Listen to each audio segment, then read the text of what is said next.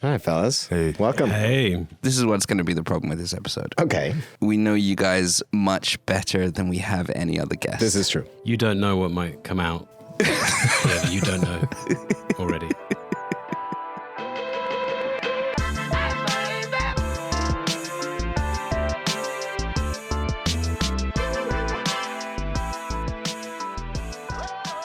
There are things we think we know about places, but history, prejudice, stereotypes, and the viral nature of 24-hour news and social media has made common knowledge about faraway places more twisted than ever. Today, as always on MisInfoNation, we try and clear up some of the outright lies, mistakes, myths, and misnomers of an entire country by doing what we do best, by having a chat with someone who actually knows what they're talking about.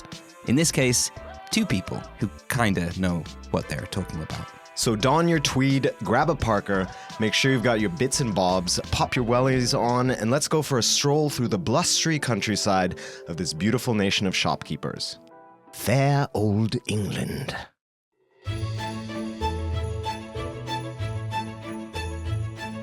England is not the United Kingdom. It is not the British Isles. It is not London. Though it is, in part, all of those things. So, for the first time on MisInfoNation, we're tackling a country with two very special guests.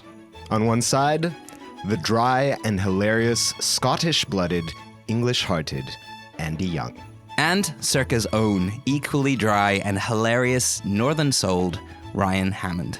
Stepping into the unknown with Andy and Ryan, me and Andres did what the English do and sat down outside in the fair April air of Barcelona. We poured a few room-temperature pints of ale and settled in for the evening. So here we go. A dead queen, the class system, surreal comedy, bad teeth, terrible food, worse weather. That's England, right? Right. But first, what do Andy and Ryan think we have on our list of terribly British stereotypes? Or should that be English stereotypes? Wait, let's clear something up first.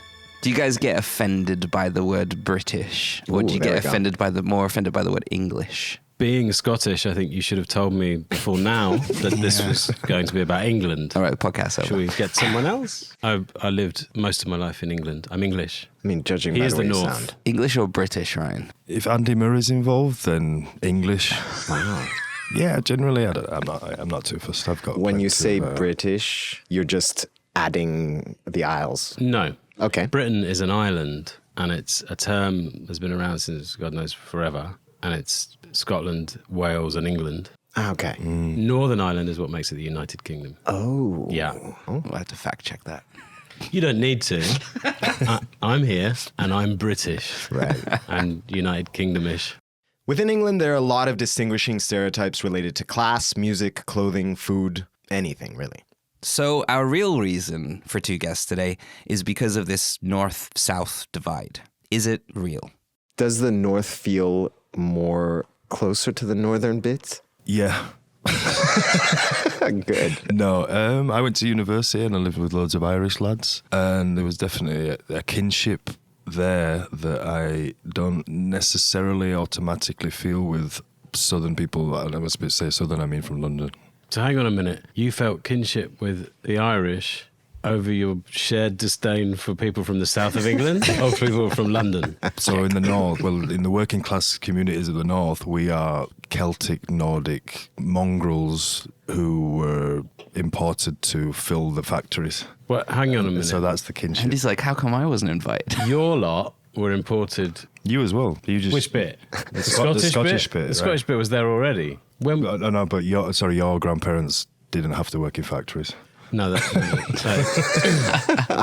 that isn't true. See, all right, first misconception. Anyone who sounds like me comes from a lineage of middle classness. Not true. All of my grandparents, very working class. Is that right? This is what you can end up sounding like within just 2 generations. Okay. So there would have been a difference. Yeah, because when I hear you, I do hear a certain type of furniture and kind of like doilies on things and certain kinds of curtains. but I don't know what I'm talking about. That's definitely more northern. Toilet doilies are more northern. Is that a thing? Toilet doilies? Yeah, they're like your little ballerinas that you slide over your toilet rolls that you're not using yet, so people can't preemptively see any kind of filth. Wow, I remember that. Have you ever seen a fully carpeted bathroom? Wow. Yeah, or the That little you rug never that take that goes around the toilet. The one that's shaped, the only shape. U-shaped, yeah. I mean, in the 80s, every house had one. So it's basically a piss rug. It's a piss rug. It's a piss rug. Yeah. Every house had one in the 80s. You remember? You were there.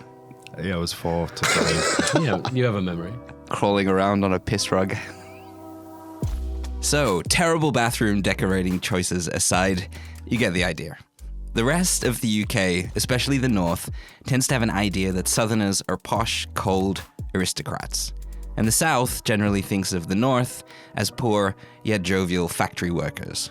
So that's the lay of the land, as it were. We should also add, with respect to the format of the show, and in the interest of all cards on the table, etc., that not-so-young Neil here was born in the far north of England. Where do you fall on this, Neil? Because your lineage is northern. Yeah, stuff, right? firmly in the north. The biggest, closest city to the Scottish border. What city is that? Newcastle. Okay. But then you lived in London as a person with a consciousness. You lived Australia, obviously, and then London. That's right. So do you feel the London in you? I always claim that I miss it, and then my experience is always I miss it and I miss it and I miss it, and then I get back there and I'm suddenly, as soon as I get to Victoria train station, I'm just like, oh fuck.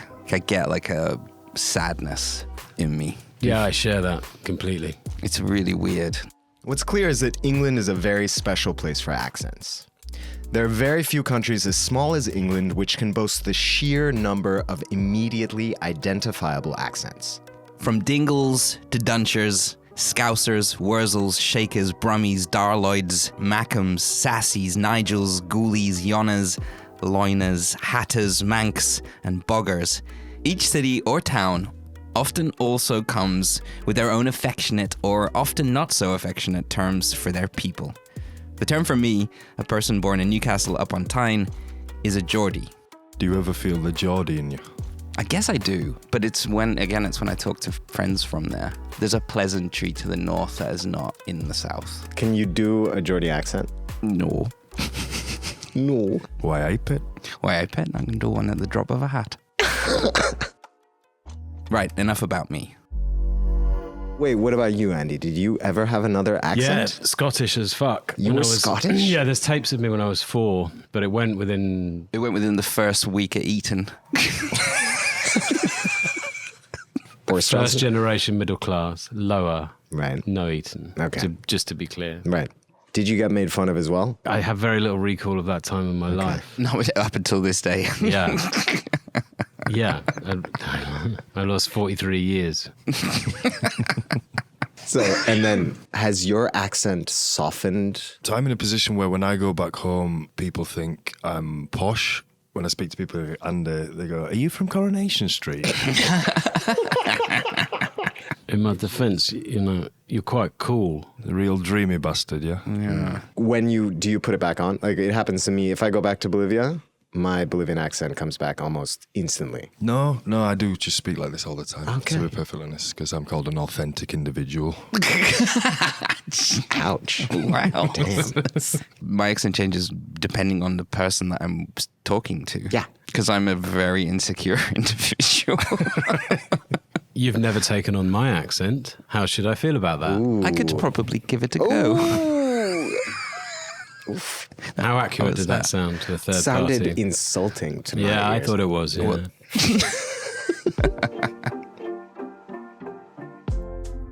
Okay, people, let's get down to it. What are the big 5 stereotypical headlines known around the world in regards to being English? Being winners at drinking. Alcoholics. Winning at drinking. That's number one. Alcoholism. It's on the list. People ask you about that? They just look at you and laugh in a weird way. Or they marvel. No, there's a sense of shame when they're looking at you, you know? The pint is a crazy size for the rest of us in the world. It's a crazy size for 5% and stronger beer. If you go back a couple hundred years, all the beer we were making was like 3%. So it made sense. And then we started bringing it in from Europe, 5% and stronger beer, drinking it in pint glasses at the same speed we would the 3% stuff. Fast forward 200 years, fighting on La Rambla and vomiting on people. Fast forward 200 years to last week, because that's what I was doing. It is true that the British drinking culture is world-renowned. According to a report examining the drinking habits of 36 countries last year, Britons apparently got drunk an average of 51.1 times in a 12-month period.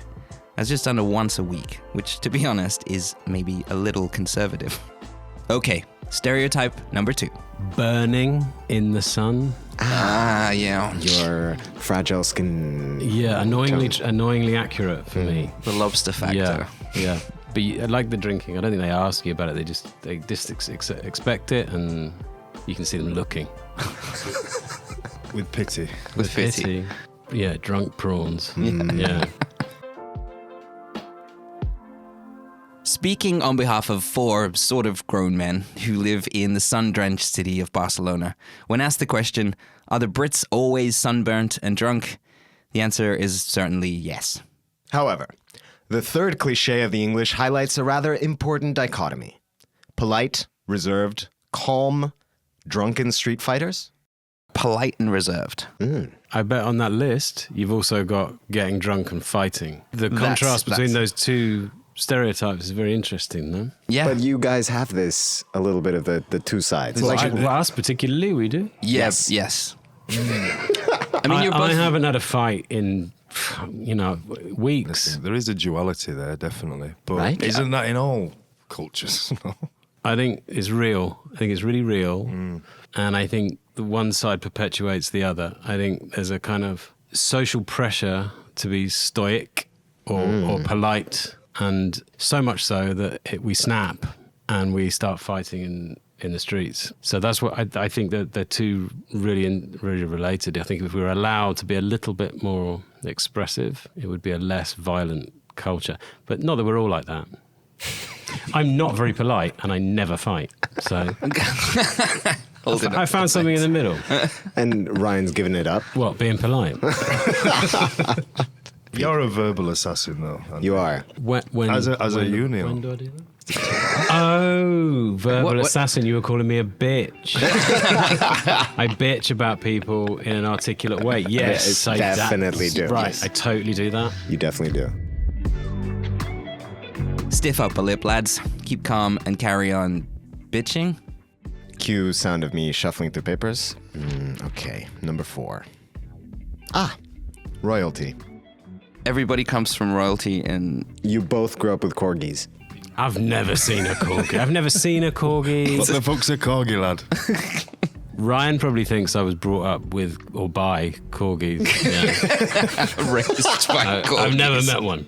I've never met a corgi. I spent a lot of my life not looking at the Queen. Wow. So I don't know what a corgi really looks That like. has to be a section on its own, right? Oh, it will be. But first, sports. Specifically, football. I think you mean soccer. Football. So, being English, obviously, Ryan and Andy are mad for football. Soccer. Are you? I follow football, but But I've never seen you go crazy. Like, you need to. don't you think it's a bit douchey, a bit sad? Oh, really? Yeah, but Yeah. grown men to be obsessing over 18 to 23-year-old multimillionaires. And to have their whole emotional fucking worldscape cultivated by their destiny, But you had to have a club. Man United. Man United is your club. Yeah. What about you, Andy? Yeah. England. Oh, that I've seen. I've seen people lose their friggin' mind over World Cup or Euro Cup. But no club team. Oh, not England either.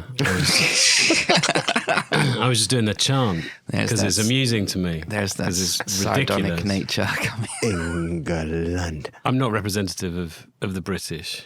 I'm definitely not representative of English people who love football. Right. And I'm not representative of even the average English person, because even they don't love football that much, there's always that bit of patriotism that kicks in for the World Cup. Even I have that. And I couldn't give a living fuck about the English football team or what They're shaking hands. what wife-beating morons are currently playing for them. And I don't understand why anybody would. British humour is often defined by its desert dry tone. But the English are truly kings of comedy. From sarcasm, innuendo to pitch-perfect satire, the absurd, the macabre, and the surreal, the Anglo sense of humor is world-renowned.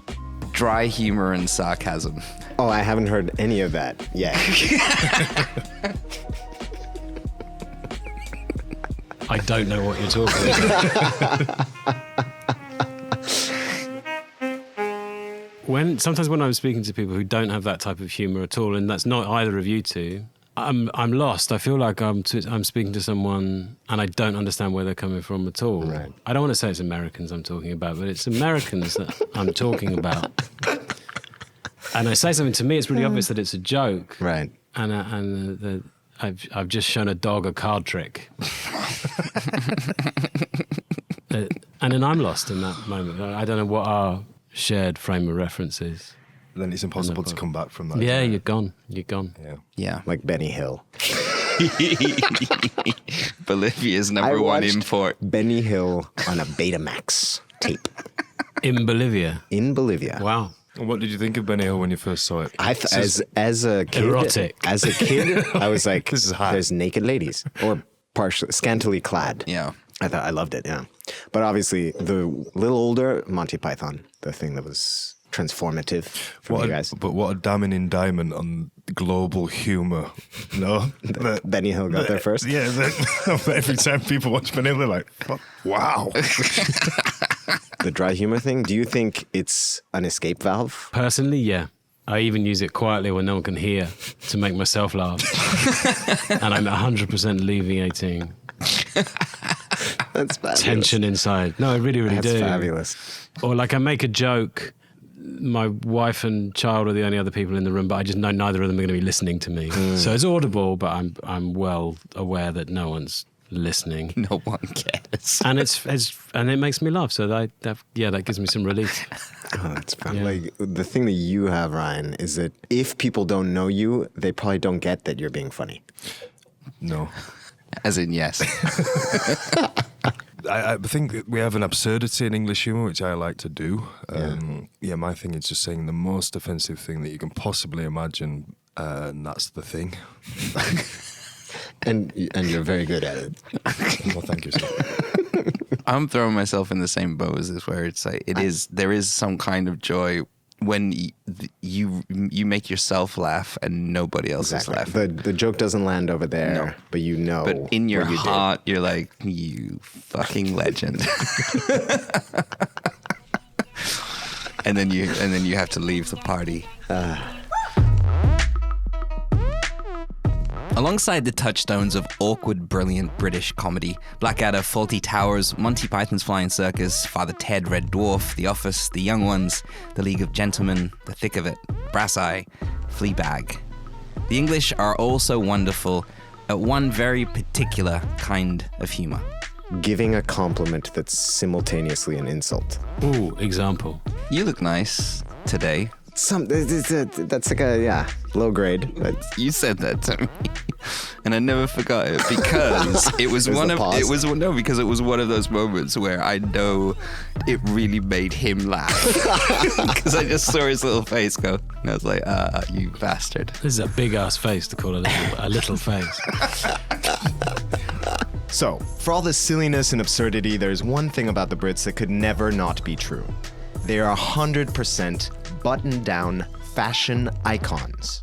Dressing sensibly. What does that mean, though? Conservative and classic style favouring tweed wellies and Burberry coats, especially in rural areas. Yeah, I mean, I don't think you got the right two guys for that.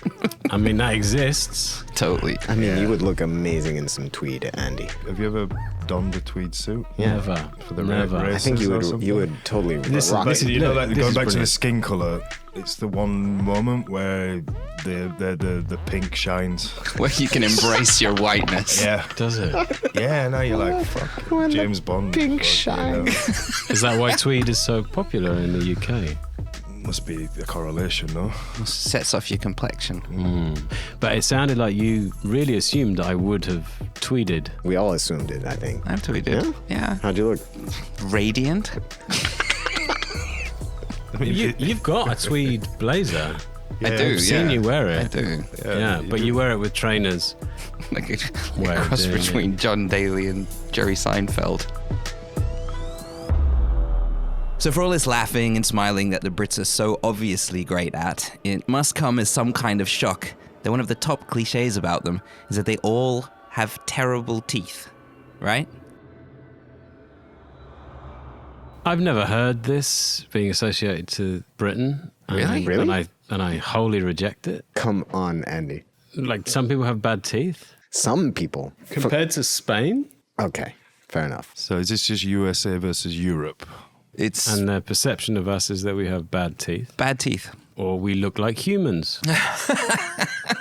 Depends which Englishman we're talking about. Well, yeah, not if we're talking about the elephant man, Don't bring the elephant man who into looks this poor nothing man. like an elephant. Because elephants are rather handsome.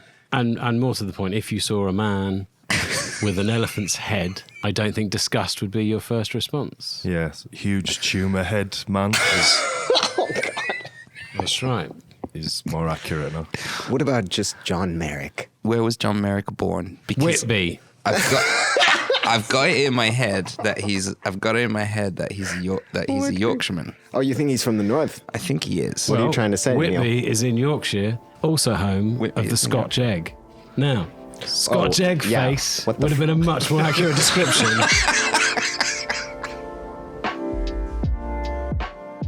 So, as you might have gleaned from Ryan, the Northern British accent in all its glory is absolutely smoking hot. In fact, based on search terms and trends, the Yorkshire accent was voted the 10th most desirable in the UK just this year. Geordie was number 2, by the way, losing out only to the Essex accent, which took top spot. I'm now starting to doubt the validity of this poll, or even bringing it up in the first place. Why do you guys put so many friggin' letters into things that don't need them? Well, we don't. As a Yorkshire accent, we actually miss words out. Okay. So we don't use the word the. Give me an example. We use what's called a glottal stop. Holy crap. I don't know what that is. Sounds like I'm off to shop. I'm going to shop. Wow. If you want to say, it isn't in the tin. It in tin tin. There it is. That's how it should sound right there. So we should say our dearest Ryan Hammond works here with us at Cerca. And rightly so.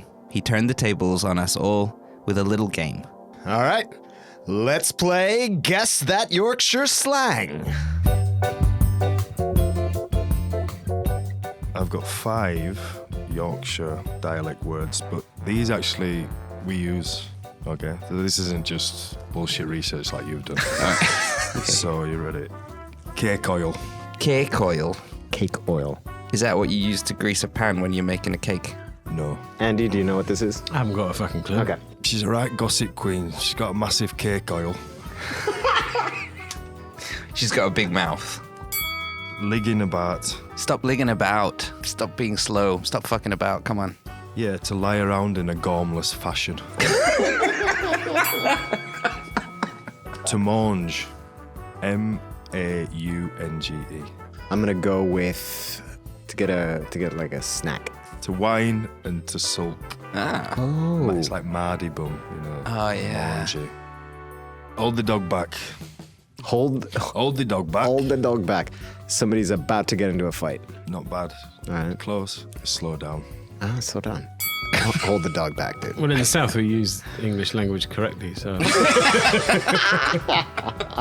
Or uninterestingly, perhaps. So Ryan led us straight into a quick fire round which highlights the absurdity and beauty of the rich English language. Here we go. Strange British words. All right, gobsmacked. Surprised. Does gob is also spit? And spit. Okay. Because you can gob on something. Ew, Yeah. nasty. Damp squib. Damp squib? You're a fucking damp squib. What is a damp squib? Lead balloon. Went down like a lead balloon. Yeah. Ooh. A non-event, non-plus. A disappointment. So wait, like that party was a damp squib? Yeah. Brass monkeys. Cold. Yeah. What do you mean? Brass monkeys? Brass monkeys. What? Yeah, there's no reason a brass monkey should be any colder than any other brass animal. You could choose any kind of a different... Some brass. Brass penguins out there. Hunky-dory. It's all good, man. Yeah, I don't have any idea where that comes from. Me neither. This is the kind of information that Ryan might have. Isn't somewhere. dory a fish? It's just a hunky dory. Yeah. Could be like, Like a really sexy fish. Like Dory. Kerfuffle. Palaver. It's a to-do. Ooh, that's nice. Palaver. Palaver's good. Nice. A fuss or a confusion. Collywobbles? Is that real? I've heard that. I've got a bit of the collywobbles. Is that how I would say it? Yeah, you've never had the collywobbles. I mean, apparently I have because it's nervousness or anxiety. Yeah. To spend a penny. Oh, to have a wee? Yeah. You never heard that before? Never heard that. Spend a penny. Yeah, I don't know where that comes from. When you guys will often say, I'm going to have a slash. Yeah, you don't say that. Is it a northern thing? Yeah. Yeah, it's vulgar. It's from Is it? This is the distinction. Finally. This is the border. Finally, the we got borderlands to it. of vulgarity. Tickety-boo. Tickety-boo. What does that mean? Tickety-boo means everything's good. Everything's tickety-boo. It's all tickety-boo? tickety-boo. Even though it's brass monkeys outside? if it's brass monkeys outside, it's not tickety, but not for me. That wouldn't be tickety. Right. But in the north, nobody would say. You'd get your ass kicked if somebody said tickety. Andy's the only person I know that can pull off saying it and get away with it. Yeah. It's Mary Poppins shit.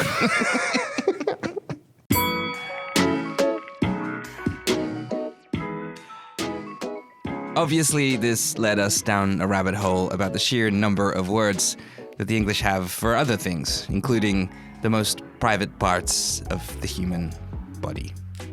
Don't listen to this one, Mom. What about plonker? My plonker? Oh, it's a penis. You definitely wouldn't say it like that. I think. Does my plonker smell funny? Does my plonker look big in this? I think there's an implicit suggestion that it's comical. Ah, so somebody else would call your... Mine? I mean, not yours. I don't know why you would say that to me. They would call you the plonker. Yeah, it's an insult. So it's a knob. Ineffective person. So a plonker's small. Todger? How big is a todger? Todger's cute. Todger's cute. Yeah. Oh, look But at that little todger. A plonker's just ugly. It could be massive. It's just not functioning. Yeah. But that's interesting because Todger's a very good-looking Schlong average. is big. Yeah, but it implies a limpness. Todger's like a cheeky little number. Yeah, exactly.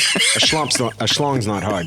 Plonker implies it's limpness. It's not, a sign of virility or anything. It's kind of ridiculous. But schlong is also limp, I think. Schlong's limp, but Todger's not ridiculous. Todger's erect. Is it? Yeah. Aww. Todger's like Morning Wood? A little, not grand, but decent, good soldier. Mid-size. Yeah. Todger's mid-size. Could be better, could be worse. And then your words for vagina are also incredible. Oh, here we go. I mean, I was going to start with minge. Minge is fun to say because it means nothing to me. Minge. You're not saying minge in the US. No. What do you? The first time that minge showed up was South Park. There's a character, I think it was Oprah Winfrey's vagina was called Mingy. Oh, there you go. Mingy Winfrey. Which is an unfortunate reference to bring into this episode, but, well, here we are. Fanny. That's the classic thing, because in the States, Fanny is a classic, yeah. And fanny's very funny if you think about it as a minge. But yeah, it does mean bum in the States, so that's weird. Which is also... much comedy when you're watching an American film and they start talking about fanny. Okay, so fanny, minge. And Call blimey, governor. But in the UK, in the horrendousness scale, is not that bad, right? No, it's really, really bad. It's not as bad as in the States. Gotcha. Where you it's not said. These days it We use it more. Gotcha. I remember a guy in a meeting once using it as like common parlance. Just casually. In like business, in a business context. That sounds amazing. This guy's a bit of a and I remember there was a girl next to me and she looked like she'd seen a ghost. So there was still that kind of friction between users and non-users. You would never say it to your parents. Never. No. Never. You'd use all of the swear words All of as them. an adult, but you'd never use that one. No. That one's like, Right. yeah. Contextual use is okay. Yeah, not really for children. Good luck editing this one, Neil, by the way. That's all right. Well, I'm glad we cleared that up. Oh, England.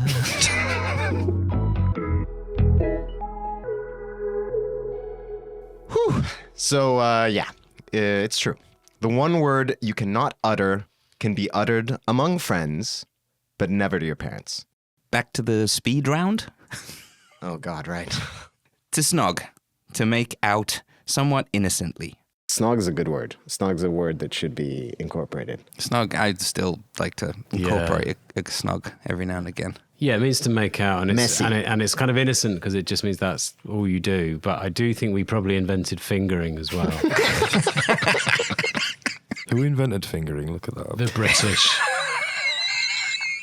So we've done the English language. Shakespeare. We've leveled it.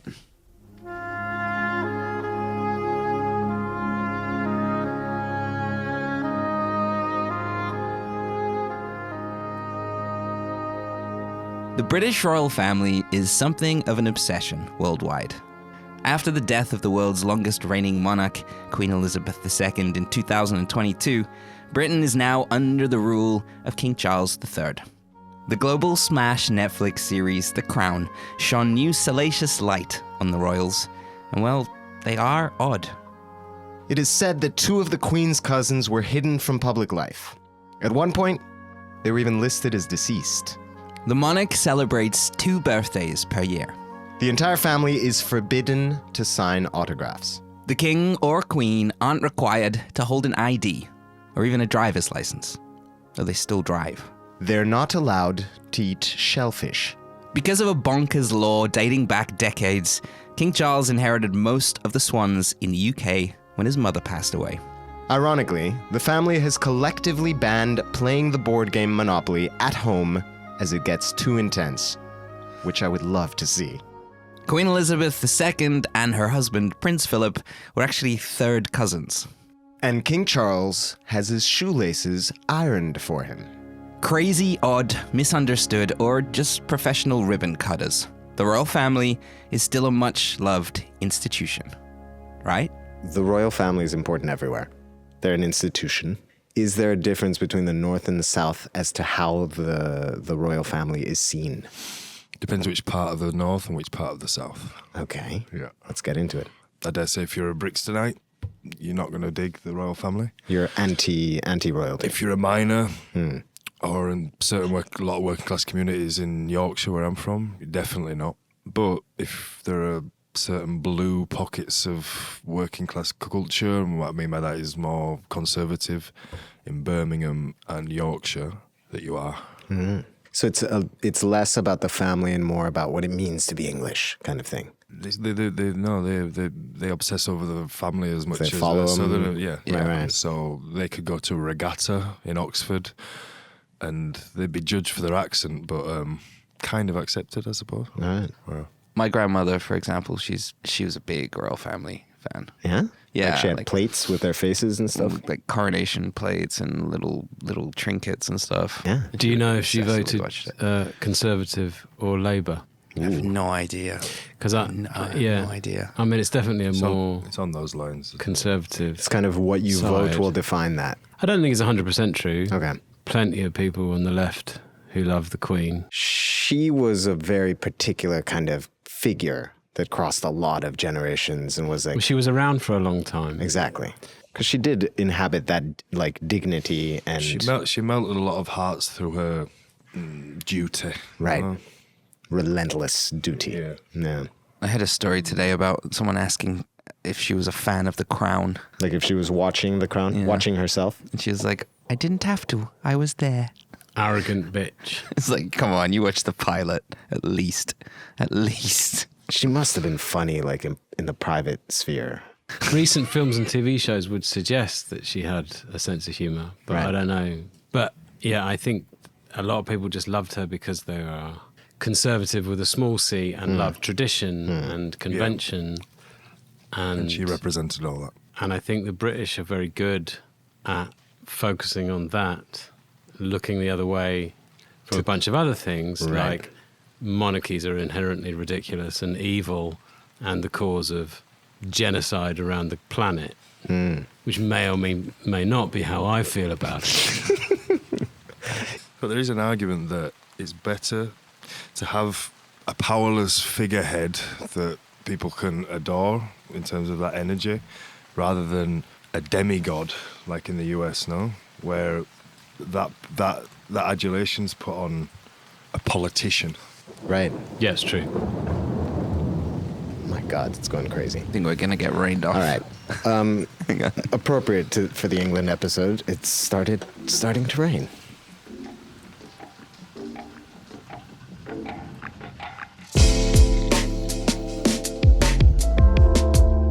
So while we search for somewhere drier, just hang tight for a second. We'll return after the break with cricket, the lost British Empire, and everyone's favourite cuisine. See you in a bit.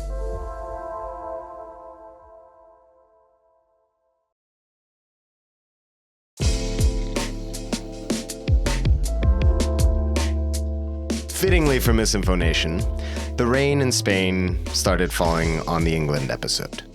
We gathered the mics and hid under the eaves, and in true British fashion, poured another ale, kept calm, and carried on.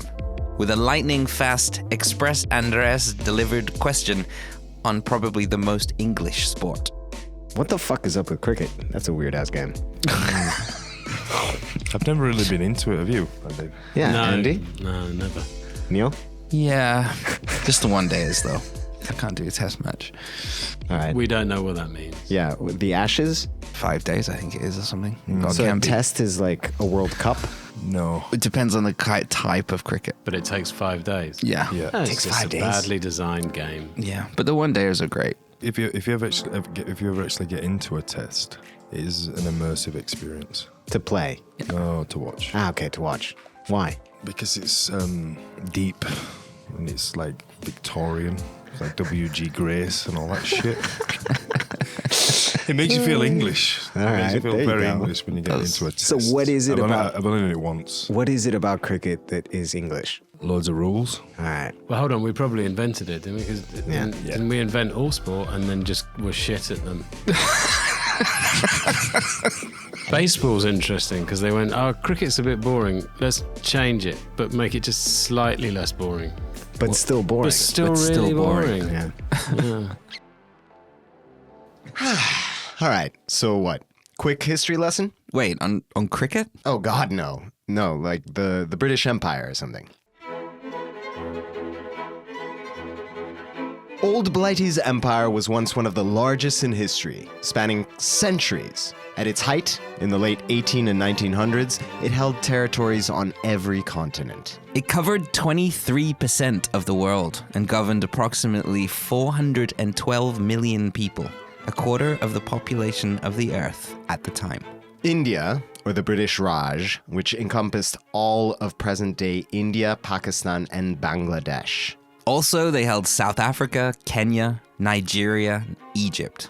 And then Canada, parts of the Caribbean, 13 colonies that would later become a little old nation called the United States. Oh, also Australia and New Zealand. Haven't had enough? What about Malaysia, Singapore, and Burma? Jamaica, Trinidad and Tobago, Barbados. I mean, the list goes on and on. This imperial empire had a profound impact on global history, shaping politics, economy, and culture. But how does it sit with British people these days? The British Empire just went mental on the maps, just straight lines down. And is that a contrast to how other empires did it? Yeah, I think the Spanish, at least, they tried to follow like some mountains or something, use a river.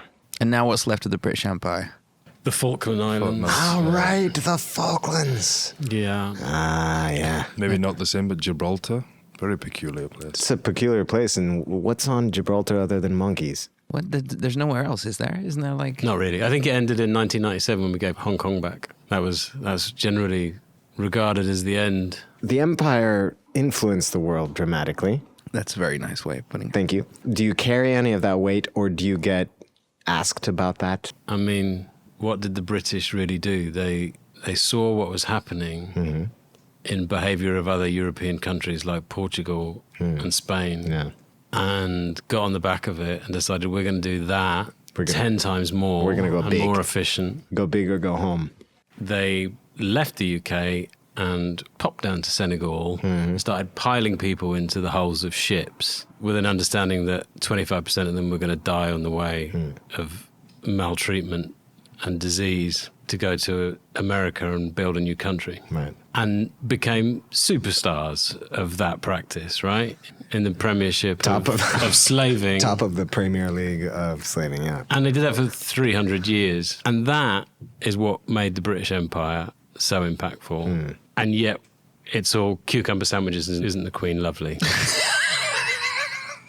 And I think that's pretty bad. Yeah, we haven't even talked about class yet, have we? Right, we haven't even gone there. That was the upper classes doing their thing. Was it William Wilberforce and that whole movement that were the first people to fight against it? And yeah, it doesn't absolve anything, maybe in terms of like material gains, but it's still a thing, right? It's still definitely still an expression of the national character. They got enough political support to actually get a movement like that through and actually like implement it in law. Do you think in the North people see this whole question of empire and history differently? Is it even part of what people think about? The honest answer is everyone's proud of it because people don't think about it that much. Right. We certainly don't think about it in the terms of the amount of people that have died, and like Andy's just said, it's a source of pride because it's power. The old empire does get some people of a certain ilk a little overly patriotic, and maybe given the full historical picture, that pride is certainly misplaced. But in the case of Andy, for example, it immediately made him go after another treasure of England. Having just done a cultural assassination of the Queen expertly, I'll now go for our number 2 most cherished British icon, Robbie Williams. Don't say Winston Churchill, because then we're gonna have a fucking problem. We're gonna have a fight if Winnie comes up. Winston Churchill. All right. Yep. Winston will fight them on the beaches, Churchill. The leader who single-handedly brought down Hitler. This staunch, charismatic British bulldog. What's up with Churchill, Andy? This is a very important point. We can separate the man's political triumphs from other things. Absolutely. Like his penchant for cocaine.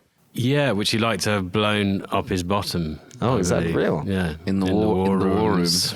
Feel free, Andy, by the way. I'm not going to be... I am feeling some pressure coming from my right. This is the beauty of English. This is the beauty of being English as well, is that we can have diametrically opposed views. Yeah. But we're not really that bothered about it because we just have a beer, basically. It's true. And chat shit. We're very good at that. But I just want to revisit my previous point about separating certain aspects of a person's character. He was a white supremacist. Right. There's plenty of published writing from Winston Churchill on politics and sociology that makes it very clear. His comments on Gandhi during the Bengal famine, won't Gandhi just die? Yeah, it's repulsive, definitely. He wasn't really defending a political ideology. I'm not suggesting he would have marched Jews into gas chambers, but I am saying he was pretty fucking right-wing. Right. And again, idolised the man. Right. But we don't talk about the rest. Okay. And I think that's dangerous. Oh. It's also dangerous in terms of putting that pride into less educated parts of society's minds. Right. Well, you can see it during football tournaments, you know. There you go. Yeah. That's that sound. Yeah, I think that's the point, that Winston Churchill did loads of stuff that should be celebrated, was a great man, but you need to understand the greyness, the grey area, and look at everything and understand everything. People don't. So what I'm getting from you is like Winston Churchill is like Woody Allen. Yes. I'm answering for Andy. I don't know why. Yeah. So where'd you draw the line? Good luck making this funny.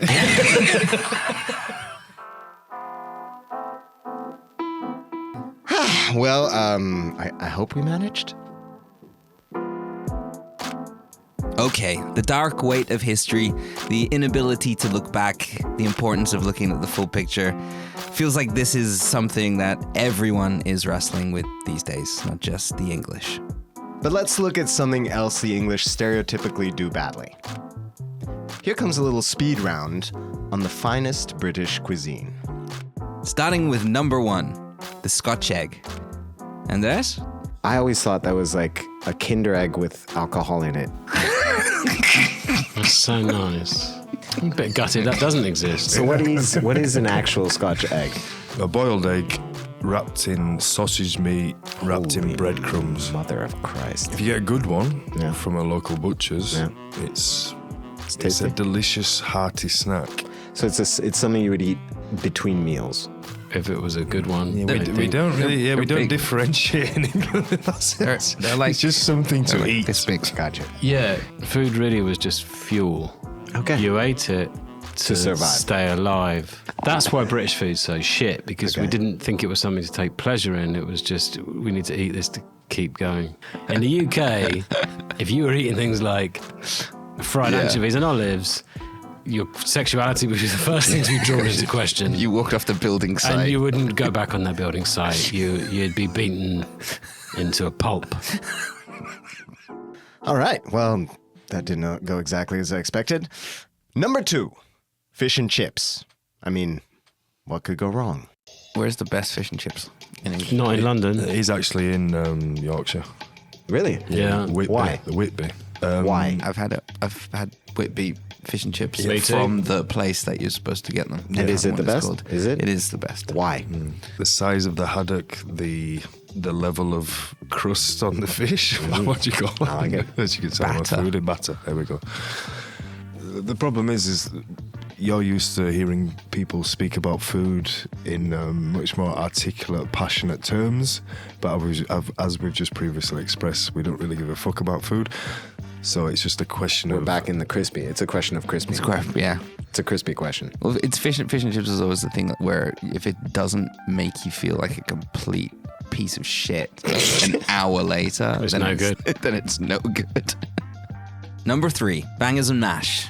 Baked Cumberland sausages atop creamy, buttery mashed potatoes with a rich onion gravy. Hearty, cold outside food. That's bangers and mash is the same, right? It is, With decent quality sausages, it's going to be nice. So honest. Yeah. Straightforward. With British cuisine, I do take umbrage when people from foreign countries wax lyrical about basic items like sausages or fish and chips, like we've just described. Oh, okay. And okay, they're like, no, you're English, you don't understand this. Like, we do simple things very well. You know? I'm fully in agreement with that. Nice. People, I think they're just on the bandwagon of thinking British food is terrible, and in the main it is, but there's a few things we do very well. Number 4, the ploughman's lunch. The ploughman's lunch? This one's for you, Andres. All right. What's a ploughman's lunch? Whoa, Jesus. A what? A ploughman's lunch. A ploughman's lunch. Hearty. Some liver.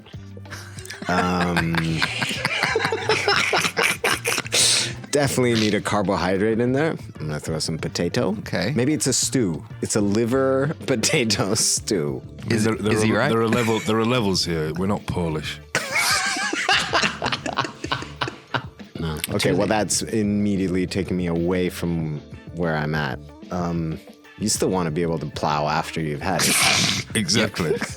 Exactly. Yeah, think more along those Oh, lines. now he's going somewhere. There we go. Interesting. What would a ploughman want? Maybe fast, Yeah. quick meal. Yes. It's a dumpling.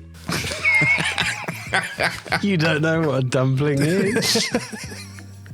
The most technical of all English cuisine. Dumpling.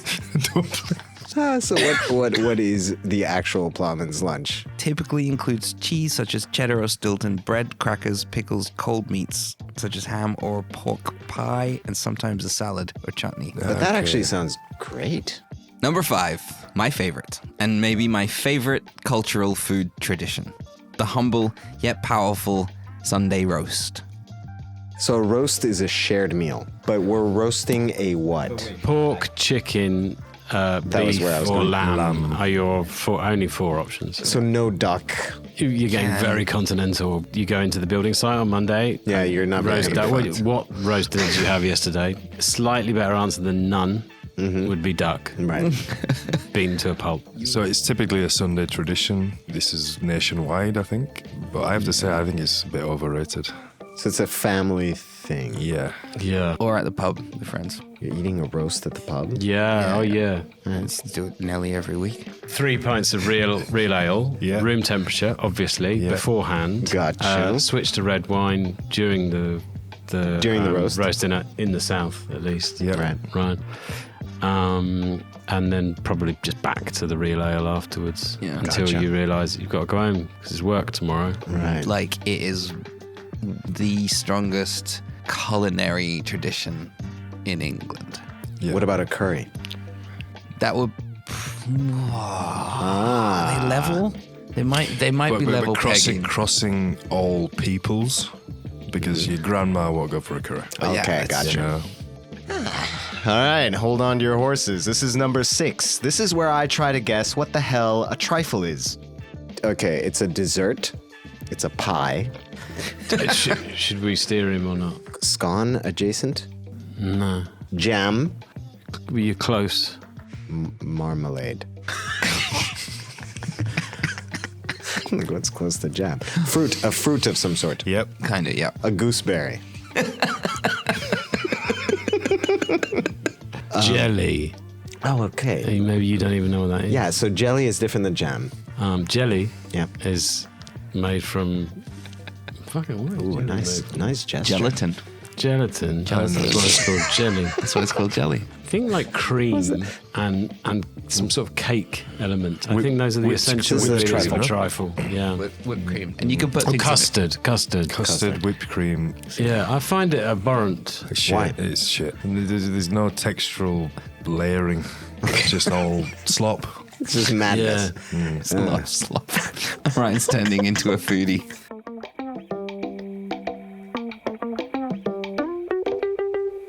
One may conclude that this heavy, simple cuisine certainly stemmed from the cold, damp outdoors of England.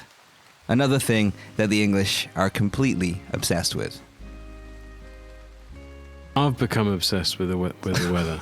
All right. Just responding honestly to that's this fair. statement he's made. But is it like you're obsessed, like, oh my God, it's going to rain? No, I'm more interested in like differences in... Okay. I'm not going to claim I'm going that scientific. So maybe it's more age? You're a fucking day. Do your bones hurt when it's cold? Do you get a tickle in your liver when the pressure's dropping? I mean, yeah, I do. Lord I don't think a tickle in your liver is a good thing, Neil. No. But that's how I know it's going to rain. Really? Yeah, I'm not that many years off, Andy. All right. So, reserved, modest, sly, and effortlessly funny. With great pride in one's country comes great responsibility. So how do our charismatic pals handle themselves as Brits around the world? And what do the English do much better and much worse than anybody else? What does England do really well? Ooh, Well, there's a longer pause than I was expecting. it's a long pause. Comic timing might be the answer. Multiculturalism. Okay. What a brilliant answer. That's a good one. Yeah. Yeah. Now you're fucked, Andy. Yeah. I mean, on a personal level, it's about who your friends are, and Right. who you grow up with, and who you love, and they are of different skin colours. That's the reality for me, and I know it's the reality for a lot of other people. We're all right in that sense, you know. So what are we innately good at? Apologising. Ooh. Spanish people can't apologise for shit. No, that's Like, true. the acceptance of responsibility is incredible. How they can't do it. They refuse to do it. Yeah. But the British people in general Are good at will say, apologizing. all right, I fucked up there. Yeah. Sorry about that. Sorry. Usually multiple times to the point of annoyance. To the point where it is Yeah. not necessary.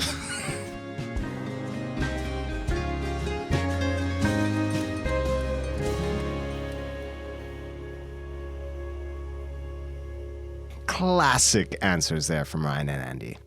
But what they think the British do badly might come as a bit of a surprise.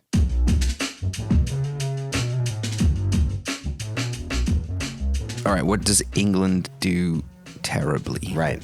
Dancing. Oh, there we go. Very poor dancer. I think so, yeah. So I always thought I was a good dancer. And even my family, my friends were like, yeah, Ryan's a banging dancer. Right. And then my ex, who's half Spanish, half Guinea Equatorial, she went on a wedding with us once. My brother Tom was like, Ryan's a good dancer, no? She just looked at him like, no. Nah, mate. Andy? Football. Wait. Are you saying the English are bad at football? Terrible.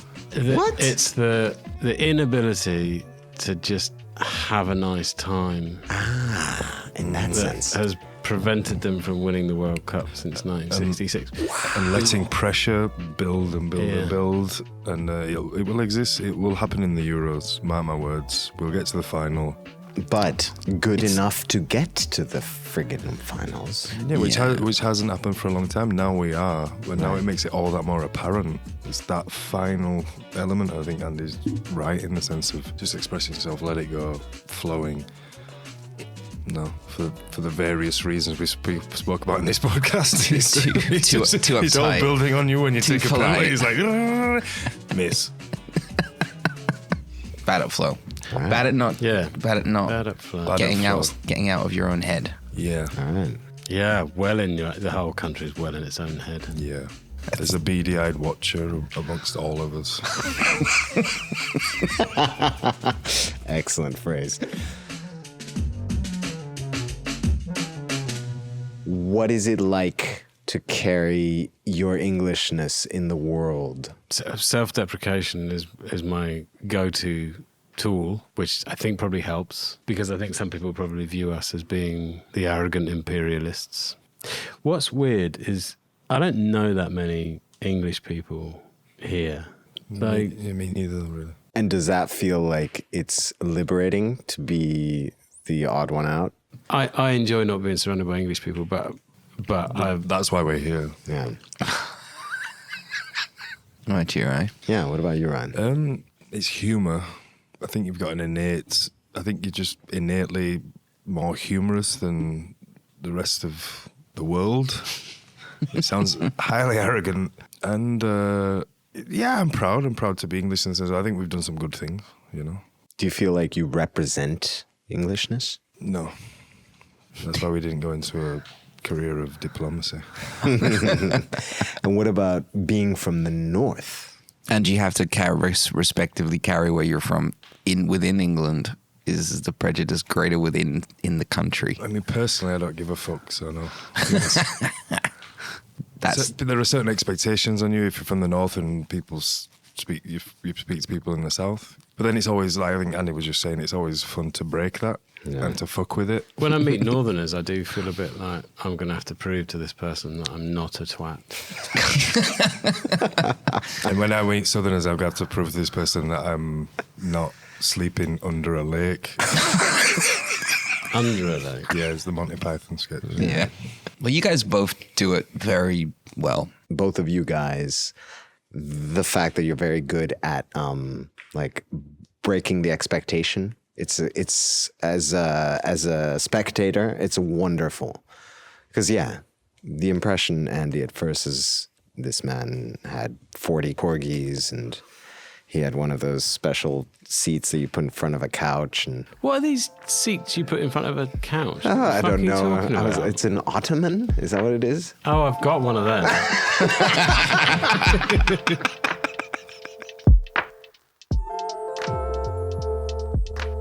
So remember, not all English people like football, live under lakes, or love the Queen or Winston Churchill.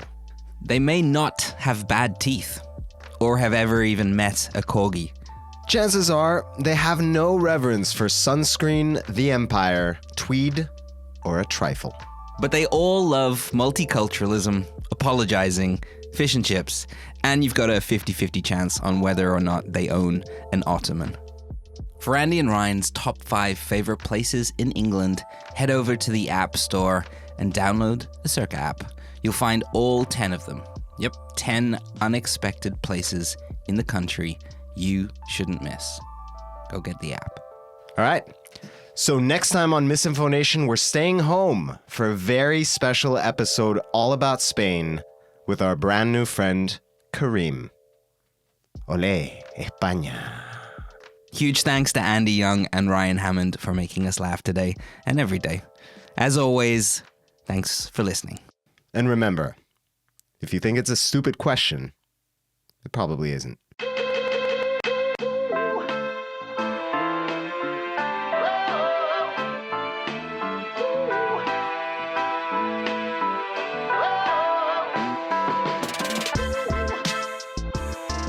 This episode of MisInfoNation was written and produced by me, Neil Innes, and Andres Bartos. Huge thanks again to Ryan and Andy for their endlessly brilliant sardonic presence. Our theme music for MisInfoNation is by River Deep Mountain Dew. The show is mixed and mastered by Julian Kwasniewski. Stacey Book, Dominic Ferrari, and Avi Glijansky are partial to a bad Cockney accent or two.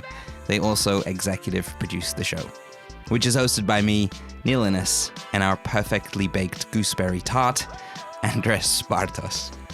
We'll see you in the next place. That